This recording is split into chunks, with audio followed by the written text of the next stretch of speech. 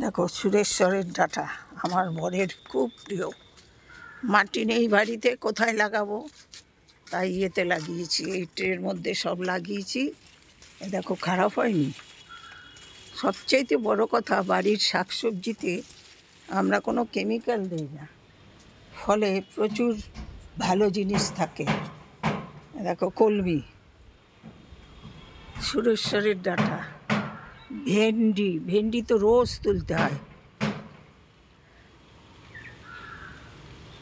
আর পুঁই শাক তো মহারানীরা আছেই।